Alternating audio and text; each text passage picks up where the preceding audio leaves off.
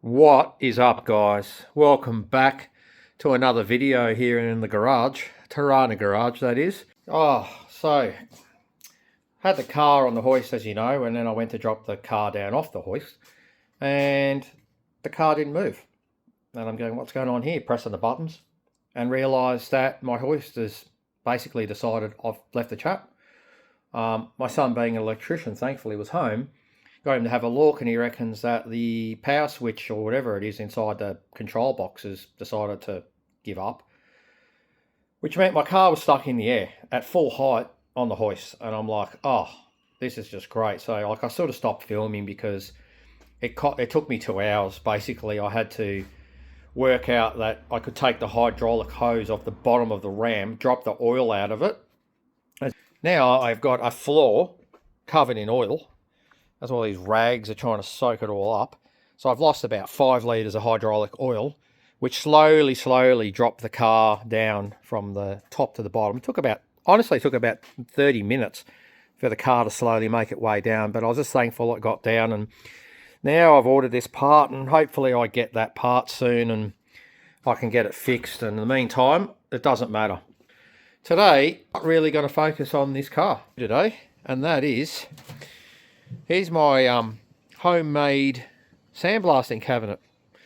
As you can see, I built this out of foam board and then put a perspex top on it.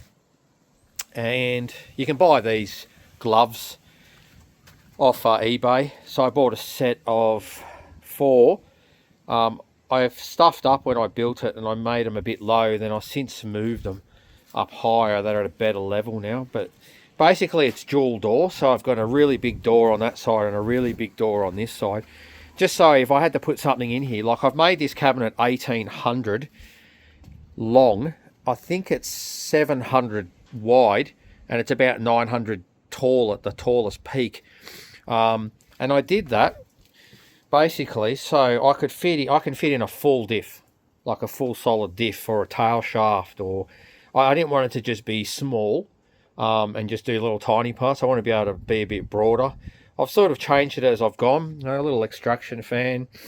So basically what happens here is I've got 3 tubs that slide under this floor, and I've just plastic wrapped the base, and I've got 3 holes. So all the grit and the garnet, it just falls into the tub, and then I just pull it out and reuse it. And at the end, I just give this a broom, sweep it all up into the tub again. And yeah, I just reuse the garnet to a certain point because garnet will wear out. But, you know, I get a fair bit of use. Got a big LED light button in there as well for some light. And then I've just got an air hose connection that I plug in from the outside, goes in the inside. And I've got a really good gun. This is a net. I don't know how you say it. There's a Netta, a Wada, Gunza. So, you know, pretty decent spray sandblasting gun. I've got this in a spray gun as well. I really like my Wada. It does the job. Basically, I just sit a tub of garnet down here. It's got a little siphon gizmo. I'll stick in the garnet, which I'll show you, and off I go.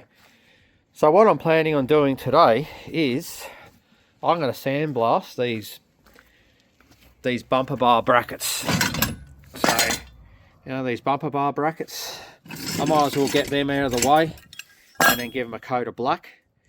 So I've got 4 of them, 2 for the front, 2 for the rear. I'm going to get them in the cabinet. It's going to be hard to film. I'll probably show you how I do it. And then once I have it, I'm probably not going to be able to film the sandblasting part. I just can't see how I'm going to film it through that perspex. I don't like the perspex. I'm going to change that to like a piece of glass. I think the glass will just stay cleaner. And the perspex now getting like a pitting, I guess, like from the grit hitting it, and it's making it kind of like a misty. It's made the perspex misty. It's getting harder and harder to see all the time. So I need to figure that out. It's a down draw. Anyway, let me set this up and let's get into it. All right, let's have a look here. So I just run my air line, plugged in there. So I've got 3 tubs that sit at the bottom. And there's my tub of garnet, and my hose just goes straight into that. Basically I've just plugged in a power board here, fan's going, got my airline on, and she's good to go. So basically, if you want to do this at home, it's not a hard thing. You don't have to build a cabinet of this size. What you do need is you need a bloody big air compressor, and I just happen to have a pretty big industrial air compressor. I think it's like a 7.5 horsepower, runs on 3-phase, so it's more than enough. It's very sufficient. That's definitely the key. Anyway, I'll just chuck that in there, because then I'll basically just grab that when I'm in the cabinet. I've made this plastic flap. It's a bit, I want to design this a little bit better, but I did this because every time I opened the door, there was just a bunch of garnet sitting. Trying to get that in there. Trying to get it in there and show you at the same time. There was just a bunch of garnet sitting at the door. When I opened up the door, it just all fell out. So I was like wasting garnet. So I come up with that. I don't know if you can see through that. And you can sort of see what I mean. The perspex is just getting like hazy, and it's bloody annoying. So it's not helping me see, and I'm already blind, so it doesn't help. Anyway, I'm going to do this. I'm going to give this a blast, and then I'll show you the result. Right, let's have a little look-see. I've done one bracket, so that's how much. What I reckon I've used. It wasn't full, so I probably used half that bucket on the one bracket. But like I said, it's reusable. Like, I'll just pull the tubs out. You can sort of see the garnet sitting. Not all of it's going down the hole. I just broom it. But anyway, let's have a look at the result. And there's a sandblasted bracket to do all the bolts and everything. All the bolts. Like I missed a bit in there because the bolt's covering it, but that's alright. It's just a bracket.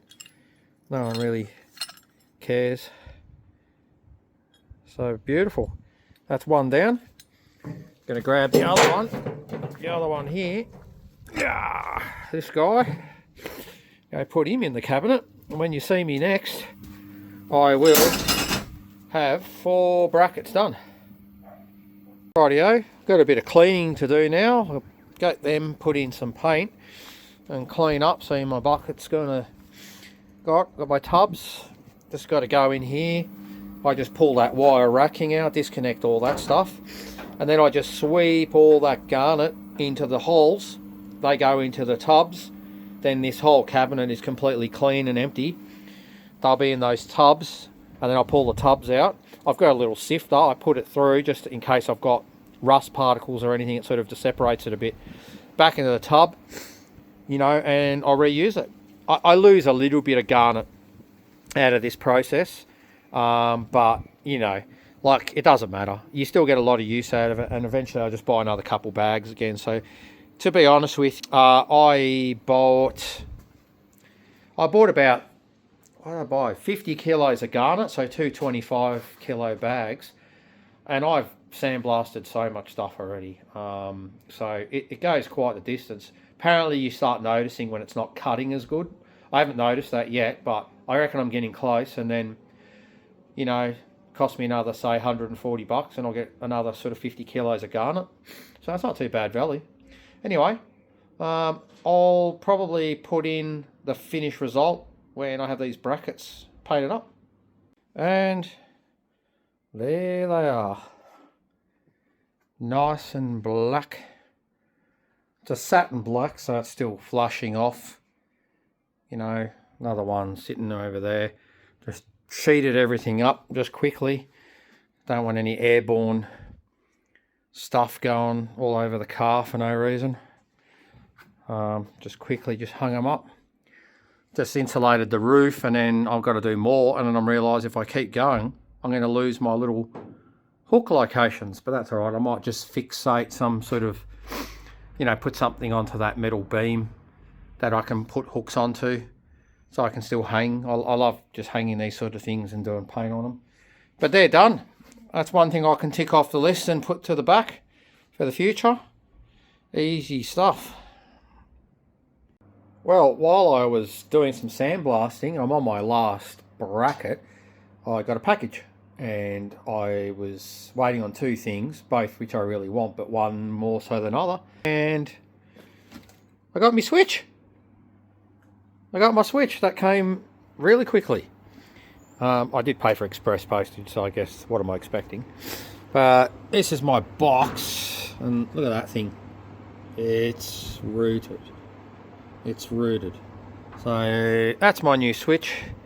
I'm going to chuck that in, go and buy some oil, and I hope that I end up with, a working hoist. Rightio. Boom, new switch in. Looks a lot better than it did before. Fix up the wiring a little bit so it's not a bit crazy before. I'm just going to seal this box up now, make sure it's full watertight. I've turned it on, I've given it a test, and it looks like it's fixed the problem. Just waiting on good old Repco. Get me some oil in. I run an ISO 32 hydraulic oil. Whoops, son. ISO 32 hydraulic oil. Apparently it's better for colder climates. I'm in a bit of a colder climate. It's a thinner oil, so they say it's more suited for that, where I can get a 48 or 46, I think it is.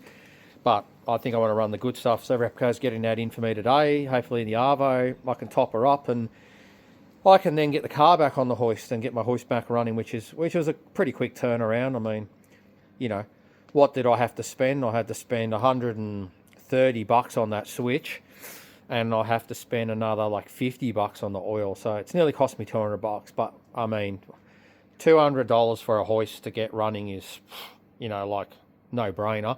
And I mean, I've had it for years, and I'll have it for years. I just love this thing. I mean, if anyone's not experienced having a hoist, or let's put it this way, if you're underneath the car on the ground with a floor jack and jack stands trying to pull a gearbox out, or if you put it on the hoist, it's, you know, it's two different worlds. So obviously I want to keep this thing. Yeah, it's outside, but that's not a problem. Like, you know, you don't want to work. There's days where it's going to rain and you can't do it. You can't do it. Make use of it when you can.